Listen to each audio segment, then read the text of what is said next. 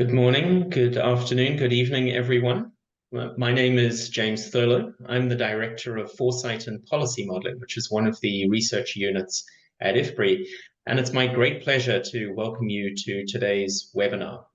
Today's topic is on how vulnerable are economies to systemic risks, and we'll be looking at new approaches to assessing economic and climate-related shocks. This is the seventh event in our webinar series on IFPRI's modeling systems, informing future pathways and priorities for agri-food systems. The goal of the series is to provide you with an overview of some of the tools and techniques we use to look at various aspects of the future of food systems. And in today's webinar, we have two presenters. The first presenter is Askar Mukashov.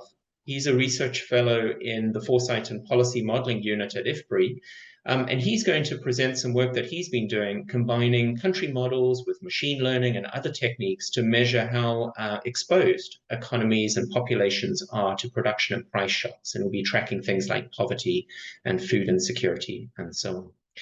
Our second presenter is Ruth Hill. She's the director of the Markets, Trade and Institutions Unit at IFPRI, another one of our research units. And in her presentation, she's going to show how she uses a large sample risk model to assess the vulnerability of households, particularly the poor, to drought shocks in Africa. And there are a number of novel features in her approach that she will explain. So those are our two presenters, and then we have a discussant who we're very privileged to have, Susanna Sandström. Susanna is a senior economist at the WFP, the World Food Programme, and is also the head of economics and markets. So we're very happy to have Susanna join us to discuss some of the presentations and maybe go beyond that as well.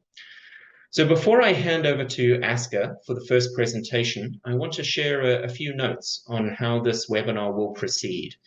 So we've got about 25 minutes for both presentations, and the rest of the time will be dedicated to questions and answers.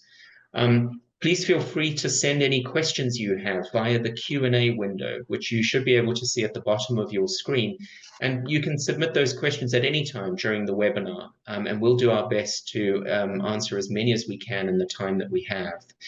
When you ask your question, please let us know who you are, so which organizations you come from, because that really helps us tailor the answer to the questions. And it's also good to know who's in the audience.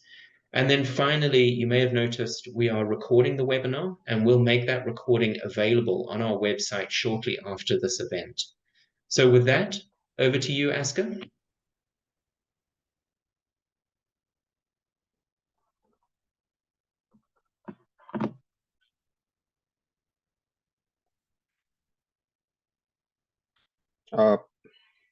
Thanks, James. Sorry, Askar, you need to put yourself. Oh, there we go. Thanks, James. So this is a joint work together with our colleagues at IFPRI and GTAP, Sherman Robinson, James Thurlow, Channing Ard, and Tim Thomas. Let me begin with the brief introduction. So almost all economy or all developing economies are exposed to abrupt shifts, also known as shocks, in three distinct areas. First is domestic production, and usually these are sectors such as agriculture or hydropower, electricity generation, which are usually exposed to natural events such as droughts or pests and diseases. The second category of shocks is world market prices affecting countries' import, export, and these are usually influenced by uncertainty in the global financial markets. And then finally, almost any developing economy is exposed to volatility in the foreign capital flows, which affect the country's ability to finance the current account deficit. Now, in this regard, for national planning in these countries, there are two important questions. So first is, how vulnerable is the economy and population to these uncertain shocks? And second, well, which of these shocks are more important for various development outcomes? Now, in that regard, to answer these two questions, we developed a new methodology that we call systematic risk profiling, or SRP for short, which consists of three sequential steps, each of which have distinct outcomes that are interesting per se. So the first step is measuring risks. So we use the historical data on domestic production, world prices, foreign capital flows, and extract the variability from the long-term, also known as steady-state trends. And then we use the fancy data mining methods to sample many possible combinations of these shocks. So in particular, we sampled 10,000 economic shock scenarios. And then at the second stage, we supply these thousands of scenarios into the computable general equilibrium model tailored for our country of interest, and then produce the respective economic outcomes that correspond to supplied shocks in the first stage here. And the stage B allows us to answer the first question: how vulnerable is the economy to risk sampled at the first stage? Now then, at the third stage, we use fancy mathematical statistics and data mining and machine learning methods to actually measure the importance of these risks and measure their relative contribution to the final variation of the economic outcomes. And essentially, then we answer the question number two. So which of these risks are more important for various economic outcomes? So let me give you a specific example. In this case, a case study country is Egypt. So these are the outcomes for the stage one, which is measuring risks. So on the left-hand side, we see the box plot distributions of the shocks of the international commodity prices. And just by eyeballing this, we see that, for instance, fertilizers, metals, minerals, and energy are the three most volatile commodities whose price can jump from plus minus 50%, around something like that. The least volatile commodity prices are the manufacturing and services. So that's the volatility of the world market prices for Egypt. Then we have foreign capital flow volatility based on the historical data, and we see that this flows can jump from around $19 billion to minus $19 billion in the case of Egypt. Then if we look at the domestic production shocks based on the historical data that we extracted, so we see that the most volatile sector in Egypt was non-food crops, and basically its production varied from plus minus 30%. Now, if we look at the other sectors, we have to say that in the case of Egypt, because most of its agricultural production is irrigated, we don't see that much of the fluctuation compared to other countries which are more rain dependent. So that was step A for Egypt. Step B, so we use that information, construct tens of thousands of shock scenarios, supply them into the Egyptian CGE model, a computable general equilibrium simulation model, and produce the corresponding economic outcomes that and there are many of them. Here we just present the most important ones. So the GDP, total GDP, agricultural GDP, industrial GDP, services GDP. We have outcomes for consumption, total households, urban, rural, low income, middle income, high income. And then we also have the possible variation in national poverty and undernourishment levels in percentage points. And just by looking at these plots, for instance, we see, well, first, in terms of consumption, we see that households' real consumption is much more volatile than total GDP. And within households, we see that low-income households in Egypt are actually more vulnerable. So their consumption is more uncertain than middle-income or high-income counterparts.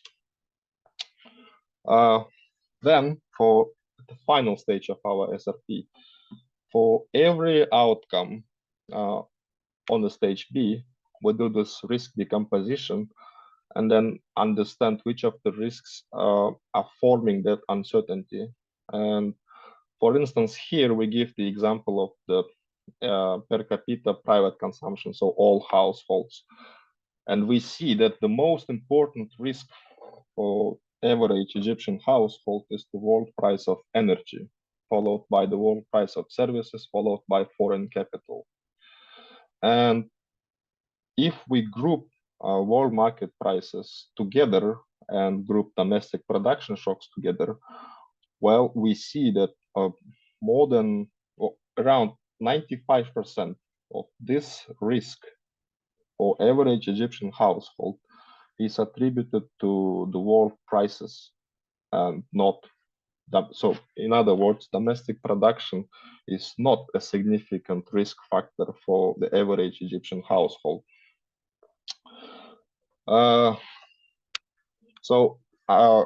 Besides providing us the opportunity to dig deep into the specific country questions, because everything is standardized, our methodology allows us to do cross-country comparison.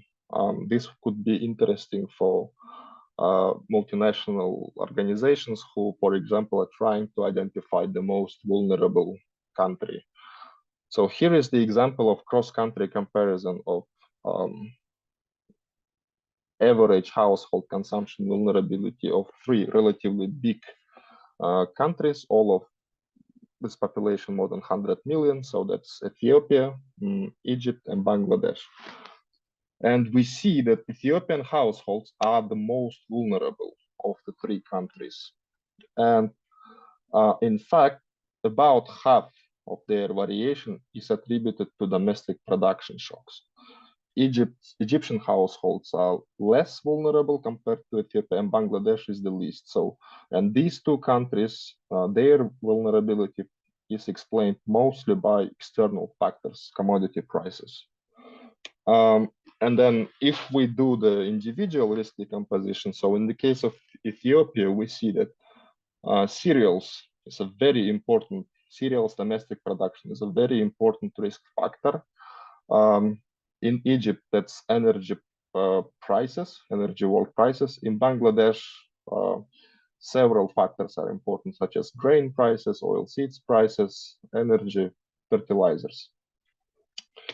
Now that I'm running out of time, just to give a few concluding remarks. So the method that we developed and use provides a structural and scalable approach for assessing macroeconomic vulnerabilities of a particular countries, and also it allows us to do the cross-country comparison.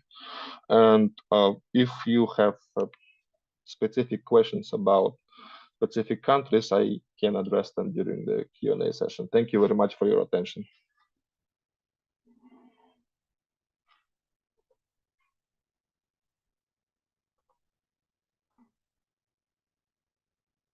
Thank you very much, Askar. I understand I'm just going to follow on. So just maybe a little way of sort of segueing to what I'm going to look at. So Askar's presentation is very much showing how the sources of variance for at a sort of a macroeconomic level and identifying where we see big sources of risk and variance in outcomes. And what I'm going to do in my presentation is present some work where we dive into a specific source of risk and look very much at how this risk causes variation in outcomes at the household level. And the case I'm going to be looking at, it's going to be looking at poverty. And then how doing modeling work like this can help us identify what type of policy interventions can be particularly effective at reducing this the impact of this source of risk at different levels, both at the country level or at regional levels. So I'm going to just share my slides. Give me a moment. Do this here.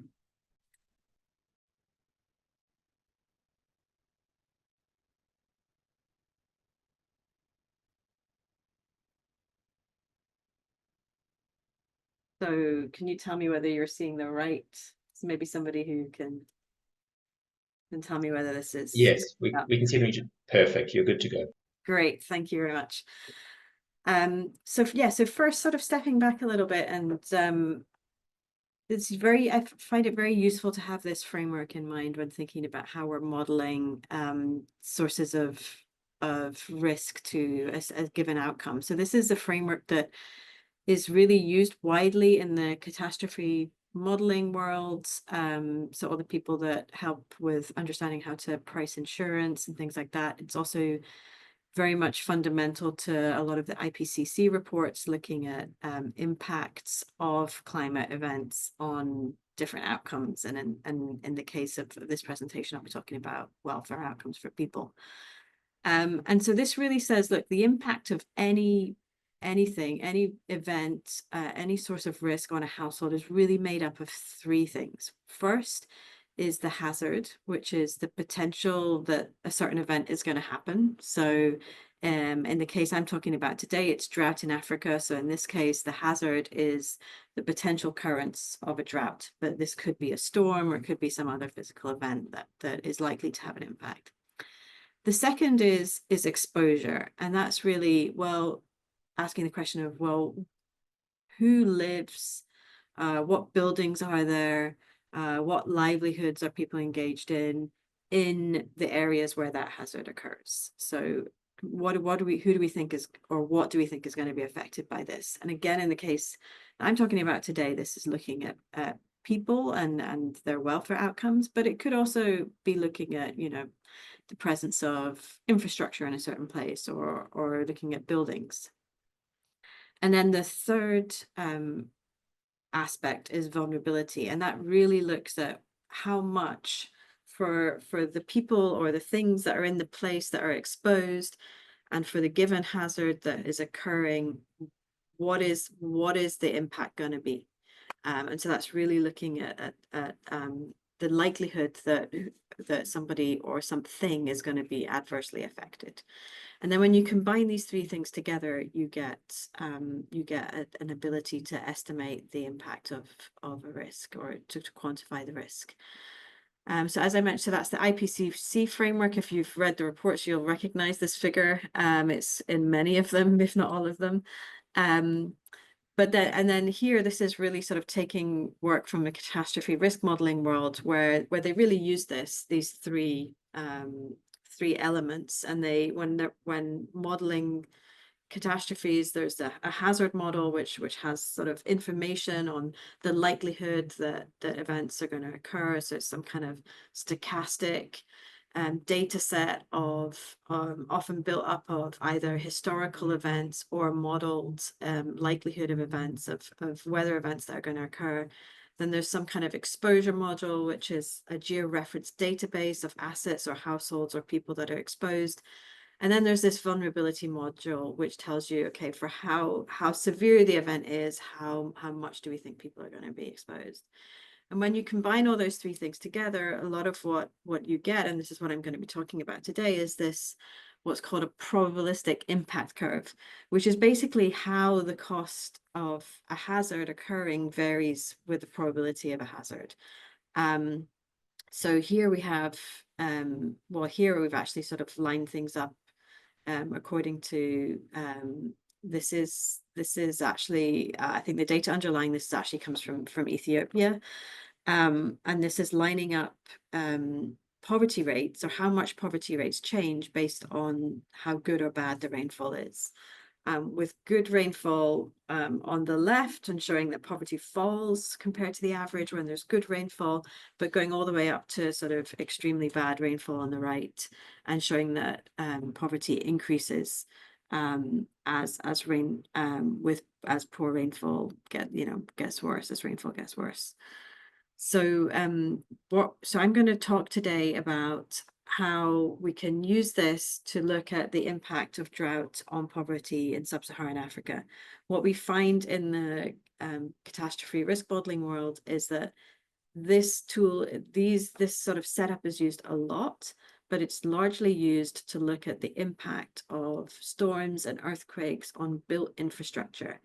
And what that means is we have very good understanding of what the likely damages are going to be on those types of outcomes when these events occur, and that allows us to price insurance and plan financially for those types of events. But we have very few models that look at the impact of events on household welfare, on household incomes, and particularly very few data points for looking at the impact of drought, which is which is one of the biggest sources of risk for households at least in sub-Saharan Africa, when it comes to thinking about climate variability. So there's a real sort of missing evidence base, and that makes it very hard to actually do things like price insurance and plan financially for how to protect households against weather extremes. The work I'm going to be presenting is published in a policy research working paper. It's a work of a lot of people on this. This, as you could probably tell from the introduction, you need people that are good at lots of different things to do this kind of work. So the team here represents a broad range of expertise. It was work done by myself, other people at by people at the World Bank, and by people at the Centre for Disaster Protection in London. I'm going to go really quickly because I know I've already spent quite a bit of time on the setup, but just to say there's a lot of work in this paper looking at how best to measure drought. And that was one thing that we were really looking at, is what measures of drought do we find to be really robust across large areas in sub-Saharan Africa. There's a lot of different measures that are used in the literature, and there's real gains from sort of deciding on what measures work best and applying these more regularly in our models. We're going to learn a lot more if we start to standardize a little bit the measures we take. There's a lot of work that you need to do to think about how you match up this hazard data to the exposure data, which is in the paper, and we can talk more about in the discussion. The exposure uses data from nationally representative surveys. We actually are pooling across many surveys and 9 countries, covering 5 agroecological zones in sub-Saharan Africa, and we have data on over 100,000 households when we do this. All of these surveys have GPS coordinates to locate the households, or they have they have information at a very low admin level, which allows us to work out exactly what grid a household is in. But as I mentioned, there's still these choices that you have to make, which are non-trivial, on how you're going to match households both across space to the shock data, and also how you're going to match across time. And I'm not going to go into the details now, but just to say that in the paper we tried one of the goals was to try a lot of different approaches and to show how these choices matter and what choices seem to make most sense.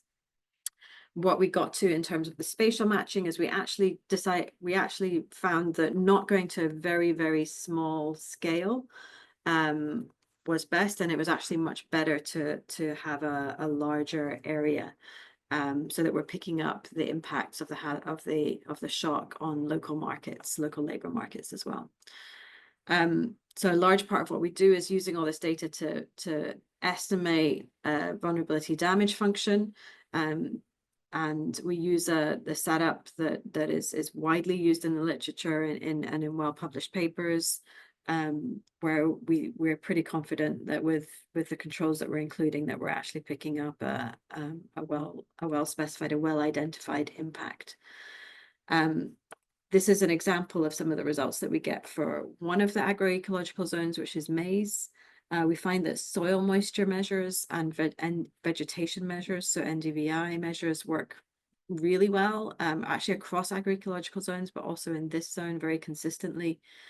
We actually found, we tried a number of different specifications. We actually to our surprise, found that a linear specification performed pretty well, and that's probably because we don't have very large weather extremes in the data. And then the final result that we get from doing this work is that we're able to estimate these curves for every country that we included. And this is one from Malawi, which is, as you will see, similar to the curve that I described for Ethiopia earlier. And it shows how poverty and the poverty gap will change for households in Malawi based on the nature of the weather in a given year. Importantly, though, the reason we're doing all this is, yes, this is useful to get this data, but we're doing this also to understand how we can help governments and also other actors, private sector actors, financially prepare for these disasters, but also think about how policy or market interventions can help reduce these disasters. Sorry, I forgot about this slide. So this slide is showing what the impacts are using historical data.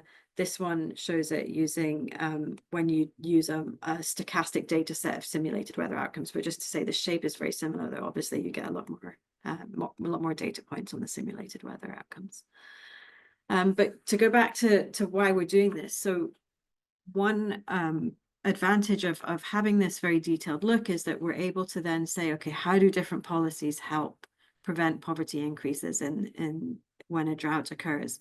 And this shows, so this is a very sort of simple policy to model, which is adaptive social protection, where you have a cash transfer that's provided in every year, but the amount of the transfer increases under certain weather conditions. And for one of the regions where this scheme is being implemented or potentially implemented, we see that just how having this transfer can really reduce the impact of these bad weather years on the poverty increase and bring them actually almost back down to looking just like an average year.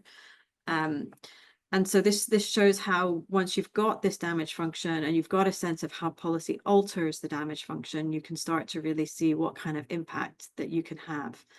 And this shows how this changes for beneficiaries in the household in this safety net scheme in Karonga. But we also see that actually if you look at Karonga as a whole, because so few households are getting this transfer, are in this scheme, the actual impact is very slight, and that yes, this might be good for the beneficiaries, but overall it's not really doing a lot to protect households against drought in this area. And so it sort of highlights that there needs to be other interventions as well, beyond looking at adaptive social protection for non-beneficiaries. So I know I'm over time. Apologies that I took longer. I have a slide here of limitations, which I think are really important to highlight. There's limitations in any modeling approach. We get very specific on some aspects in this modeling approach, but there's some things that we that you give up when you go that specific. And here's some of the limitations. And hopefully the slides can be made available after the seminar for those who would like to look more into that. With that, thank you. Thanks very much, Askar. Thanks, Ruth. We'll now turn over to Susanna. We've seen two presentations quite similarly motivated, but certainly very different approaches. And it would be very interesting, Susanna, to hear what your thoughts are on these different approaches, and also how you and WFP evaluate risks and need as well. So over to you, Susanna.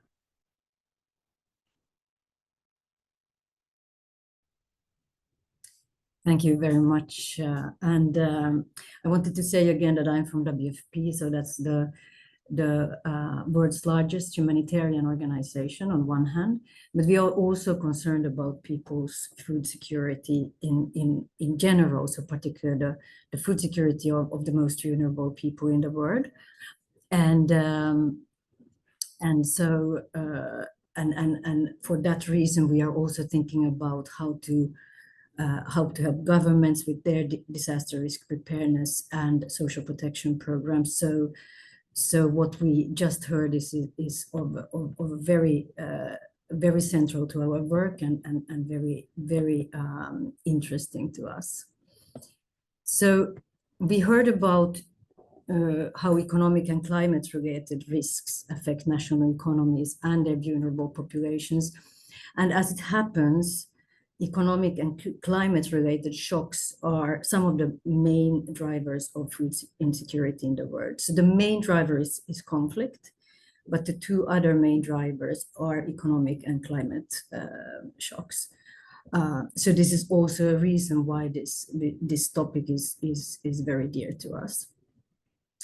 And another thing that I would say in the current context is really that we live in a world with a lot of uncertainty right now. So on one hand, we have sort of trade and tariffs and potential trade wars and this type of discussions. But then we also have substantive cuts in foreign aid and humanitarian funding right now, which is sort of a double blow to many poor countries. And these sort of shocks and the situation that we have in the global economy right now impacts countries in many different ways, and with both negative and positive impacts. And because so many things are going on at the same time, it can be very hard for countries to know what is actually, what the result will be. So for many of the countries where we work right now, there are a lot of unknowns. And that's why this work presented by Askar is so very compelling, because it is about sort of understanding risks and doing a more systematic risk profiling and really kind of sort of seeing which risks are the most prominent one for different countries. So I just want to underline how important this work is really for informing policy and for informing, like, particularly in the current situation with a lot of uncertainty, how we should sort of think about the risk that different countries face. And one thing that I was sort of particularly interested in Askar's model was the decomposition of household consumption volatility. And I'm sure that there are results also beyond what you showed, but particular for us, you know, looking at the poorest income quintile and what how the household consumption or the volatility of household consumption looks there would be of particular interest. And I also reflected upon the fact that undernourishment varies very little in the results or in the model, and particularly because the variability of consumption of low-income households, on the other hand, is quite high.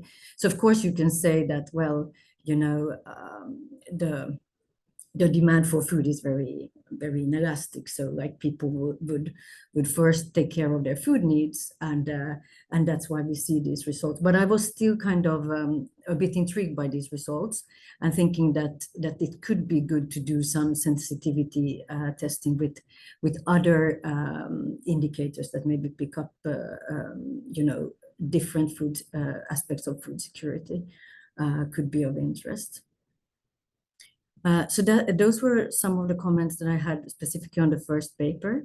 Then on the second one, I think like the way we kind of think about risk in WFP is very along the lines of what Ruth presented around the notion of hazard, exposure, and vulnerability. So that would always be our starting point, you know, when we analyze risk. And so that would always be the way we sort of conceptualize it to see how different events would impact on food insecurity. The thing that I picked up in this presentation was the issues around data. which I think is very important, because when we talk about like how to really make these results useful to inform disaster risk preparedness programs and social protection programs in practice, like beyond cost exercises and so on, it's really important that the data that we have is that we feel very confident with it, and or as confident as possible. And so you would always have this problem that, you know, again, on the hazard side, you have very detailed data, but then the consumption data, the aggregates that we are working with would be more sparse, and there could be both temporal and spatial problems, as Ruth has highlighted. And there, the way we in WFP often deal with these things, because we have to also to battle with similar data issues, is on one hand to do something that we call an updated baseline.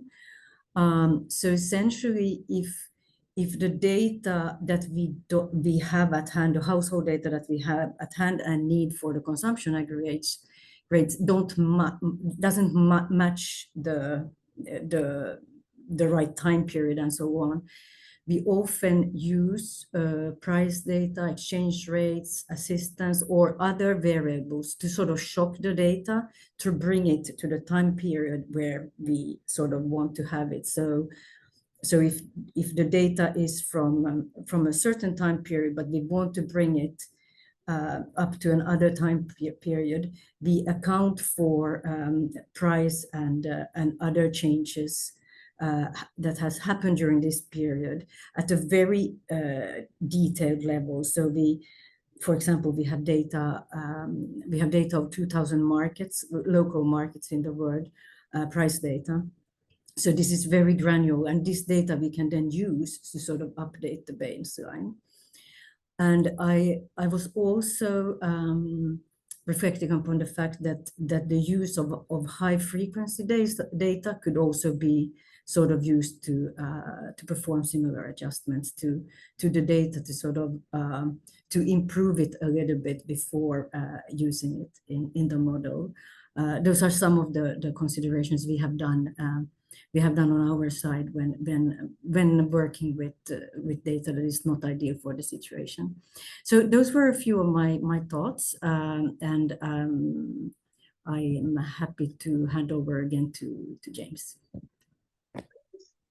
No, thank you, Susanna. That's fantastic, and I think some really good questions, which I will ask both presenters to follow up on. I can pull out a few, but thank you very much. I think what we'll do is, if it's all right with everyone, is we'll start with some questions that have come in from the audience, and but feel free, if you want to respond to Susanna, you can do so at the same time. Let's start with you, Askar. There's been a question, maybe there are two questions I can put to you as a starting point. So one question comes from our colleague Claudia at IFPRI, who's asking, you know, from a climate change perspective, Claudia would have expected to see much larger variability or vulnerability in Bangladesh. And that led her to wonder to what extent you're taking climate change, future climate change, I guess, anthropogenic, human-driven climate change into your analysis. To what extent is that factored in? And then if I can ask a similar, a related question also around the shocks, Askar, our colleague Liang is asking to what extent you're looking at these different sources of shocks.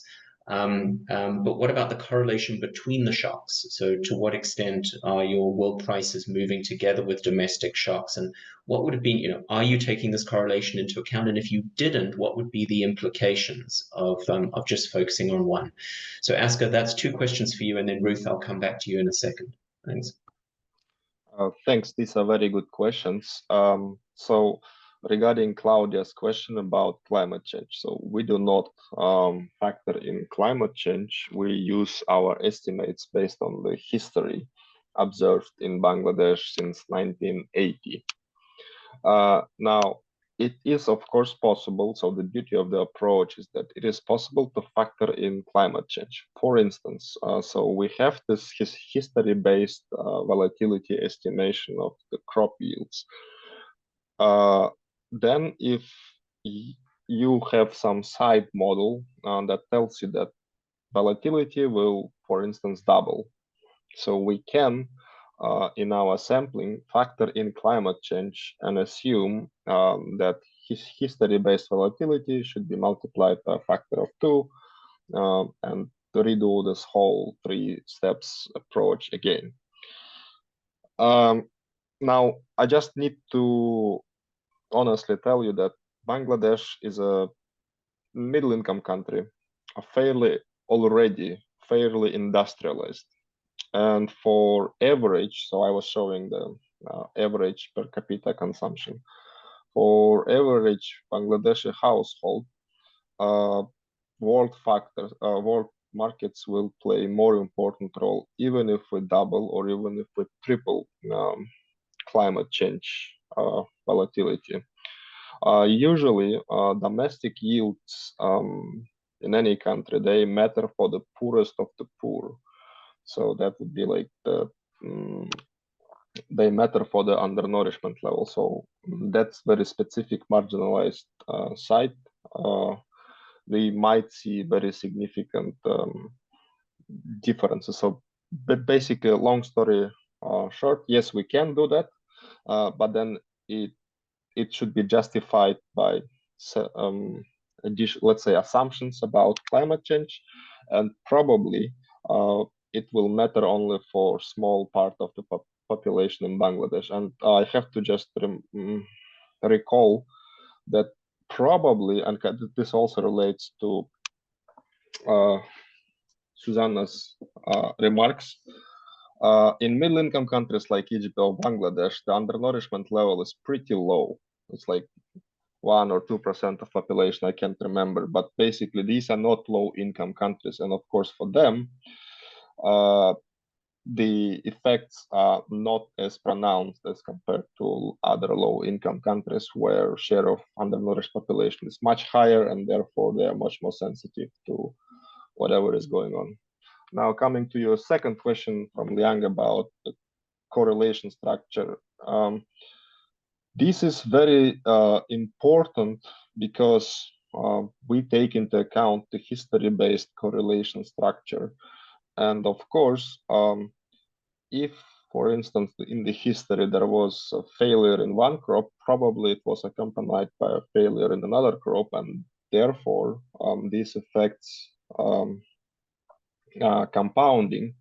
And that is why correlation structure of the shocks is very, very important. Now, again, and this relates to the first question about climate change. Besides assuming that the scale of the shocks, individual shocks, might double or triple, one can also assume that, okay, so about correlation structure. So if the history tells us that, let's say, correlation coefficient between cereals and roots was 0.5, but then the climate model tells you that, well, they will their co-movement will increase even further, so then you can adjust the correlation coefficient and impose it, let's say, not 0.5, but 0.8. And then the compounding effects in the model will be even more amplified. So this is the beauty of the approach. It is flexible. And if one has assumptions or indication from another models, everything can be integrated into our estimation. No, thanks, Askar. And just a reminder to everyone, if you have any questions, feel free to write them in the Q&A tab at the bottom of your screen. Ruth, over to you. 2 questions have come in that are quite similar. One from our colleague Nicola and at IFPRI, and another from our colleague, and I'm going to pronounce this incorrectly, Xuanda Chen from CAU, from China Agricultural University. Both seem to speak to a somewhat similar issue, asking questions about how the information feeds into your household vulnerability module. So what is the information that's feeding into that household vulnerability module? And our colleague from CAU asking about microsimulation models versus other approaches, etc. So maybe we can combine that into your first question, and then a second question and maybe just to provoke some discussion here. So, in your, Askar is using a simulation model to measure exposure. You are using household survey data, a model versus household survey. And of course, a model has the advantage of being able to go out of sample, but is also not real world data necessarily. You're using household survey data, but you're obviously observing at particular points in time. So is there any bias in your sample and so on? So two questions related to your vulnerability module. Over to you, Ruth. Great, thank you very much. And I think both questions are, from the fact that I didn't explain properly what we did. So so thank you for asking them, because it gives me a chance to explain better. So what we do specifically is we take data from satellite data, historical data on weather outcomes. And we, like I mentioned, we use a number of different variables. But for now, I'm just going to stick to soil moisture. That was one of the ones that performed really well, right? So this is, we have historical data on soil moisture across space. And what we do is we match that to the household survey data. So we take the household survey observations that we have, and we match them in time and space to what the soil moisture was at that point in time. And then we run a regression to estimate what the coefficient is on, essentially what the coefficient is on soil moisture for predicting household consumption. And we add in a bunch of other controls, and we interact it with a few different things, with some household characteristics as well, so that we allow that impact of soil moisture to impact different households differently. And then from that, you end up with an estimate of, like, for every for one standard deviation lower of soil moisture, how much lower would household consumption be? And so you've got that estimate. And then what you do, and this maybe speaks a little bit to your question, James, is that so you've estimated that for the households that you have in your survey. But what you really care about here is variability across time. You don't want to just observe it for the years that you collected the survey. So you take the full historical distribution of soil moisture, or you could have also, modeled, a stochastic modeled distribution of soil moisture incorporating climate change, or whatever or without, depending on sort of how you want to do it. And you basically simulate household consumption for every value of soil moisture that has been that's observed historically. And so you say, okay, so what would household consumption have been in all of these years? How would it vary with soil moisture? And so what you're picking up when you do that is you're picking up the variance in household consumption that occurs across time that comes from this source of risk, which is the variance in the soil moisture. So I don't know whether that helps sort of clarify exactly sort of how we use the data and how we simulate, but it's a step towards simulation, but it doesn't go, it's a very sort of specific one aspect of one thing that we're simulating. We're allowing the weather to shock the household consumption distribution, essentially. No, thanks, Ruth. Askar, if I can come back to you, and it's actually a question that Susanna raised, which I thought was quite important, which is Susanna was saying that conflict is actually one of the biggest drivers in the world of WFP, is one of the biggest drivers of food insecurity, acute food insecurity. And so, actually, I always get those the wrong way around, sorry. So, to what extent is conflict, do you think, adequately represented in the analysis that you are doing? And then just to lead on from what Ruth was talking about, sort of how does your risk profiling framework, in your mind, how does that differ from sort of more traditional time series approaches to evaluating risks and vulnerability? So over to you, Askar, with those two questions. There's another in the chat, but I'll come back to that in a minute. Thanks. Thanks. So, conflict.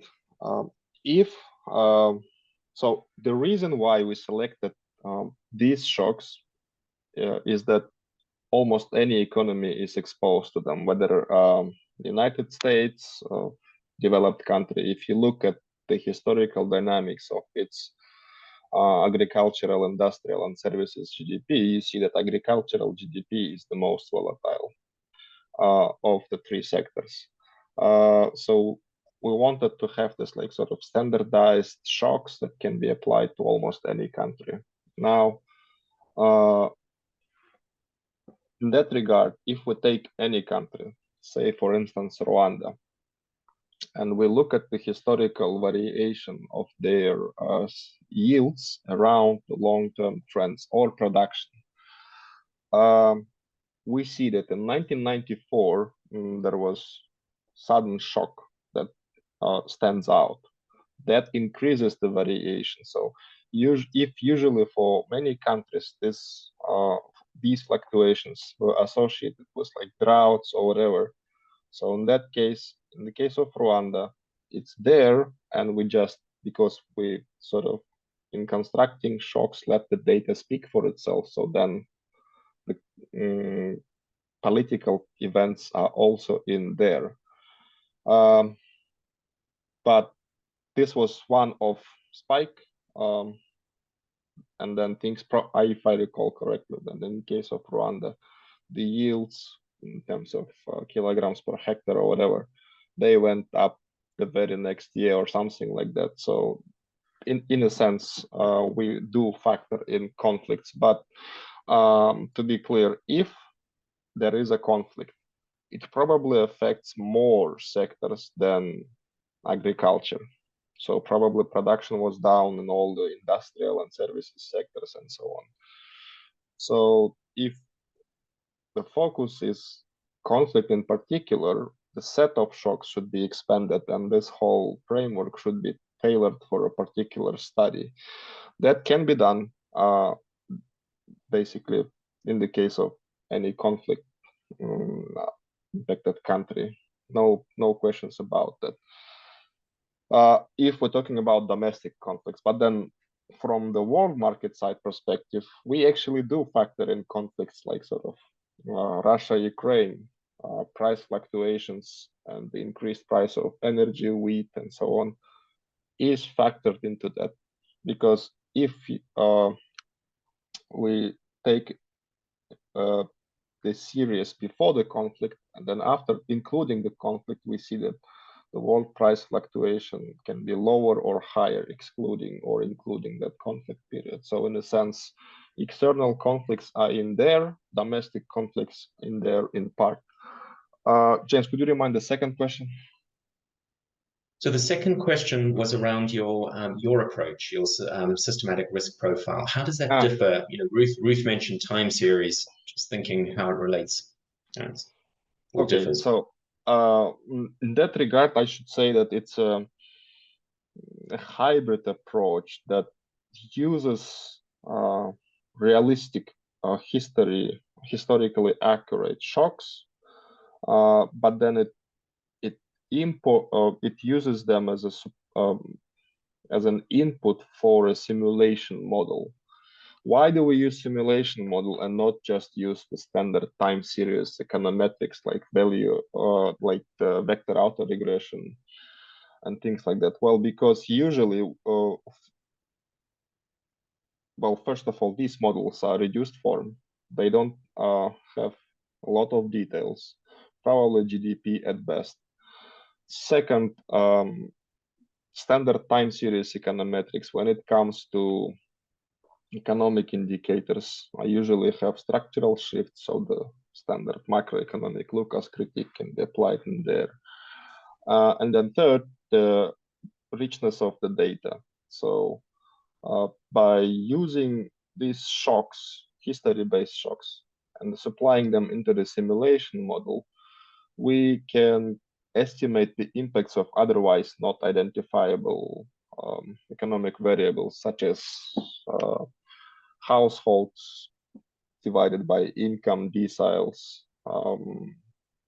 poverty, undernourishment levels. Like for these, we just don't have sufficient historical data to do the standard data-driven estimates. So in a way, our approach is somewhere in between. So it is a structural theory-based model, but which uses the history-based structure of shocks. And then coming to Claudia's question, which can also then factor in possible future shocks which one might assume, structure of the shocks which one might have in mind. No, thanks, Askar. And I guess, of course, yes, I do have a question for you, but feel free to jump in. Just to clarify, I just wanted to clarify that I actually think in many ways there's some similarities between the two approaches which might be useful to draw out. So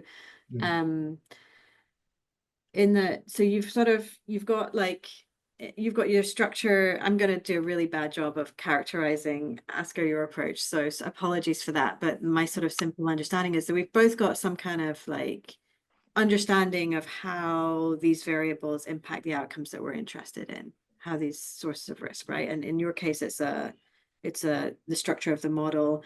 In the case I presented, I'm estimating this coefficient on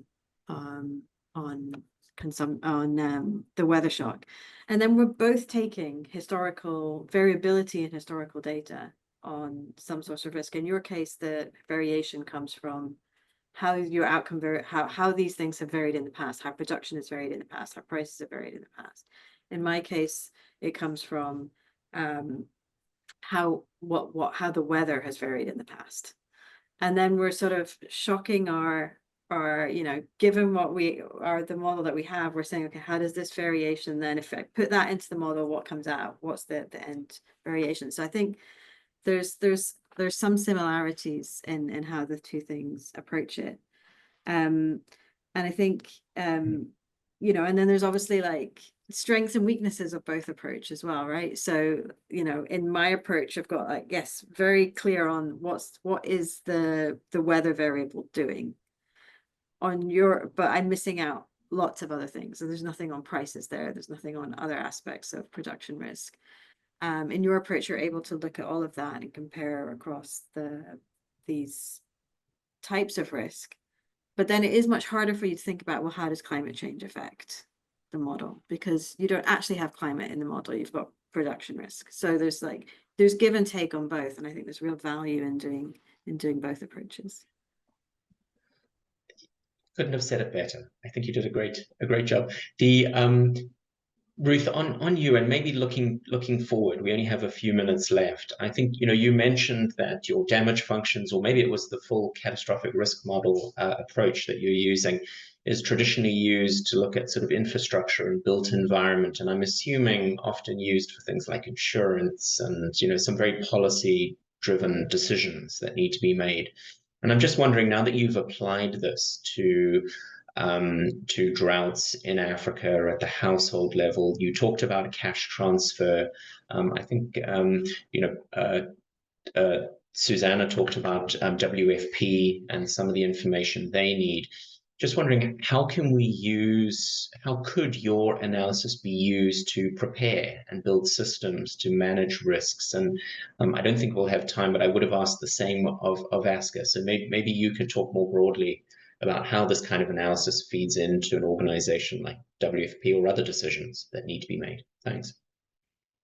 So I did this work when I was at the World Bank, and I did it with colleagues who are focusing on how to finance adaptive social protection. So if a government wants to have a social protection scheme that scales up when a drought hits, they need to know how they're going to finance that, and whether they can finance it with their existing budget lines and contingent budget lines, or whether they need to actually purchase some kind of insurance in order to have the money available to implement the policy they want to implement.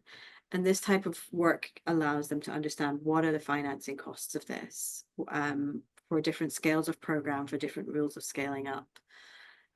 So this was already being used by that was sort of the genesis of why we started this work. I think a big source of interest is looking at how can this be also useful for more sort of private sector approaches to helping households manage risk. So I think in the example I showed, social protection gets you very far for the people that are beneficiaries of those schemes, but you just can't cover everybody in a given area. So there needs to be other approaches. And so I think the next, that's sort of the next step, is working with insurance companies that have been traditional consumers of these types of catastrophe risk models, and seeing how does this help them price insurance, and what are some market mechanisms for getting that to households. Well, thank you very much. I think one of the big goals of this seminar was to show how we're increasingly trying to tackle the issue of risk, and to think about how risk affects the kinds of policies that we're recommending, that we stress test some of our policy recommendations to see if they can withstand major droughts or conflicts or other shocks. Are they fit for purpose in a range of circumstances, and the vulnerabilities that individual countries face. I'm very grateful to everyone for your contributions. Ruth, Askar, Susanna, thank you very much. I look forward to continuing the conversation. I thank everybody for attending this webinar. Please look out for the next webinar, which will be in the next few months' time. So thank you very much to everyone, and have a good day.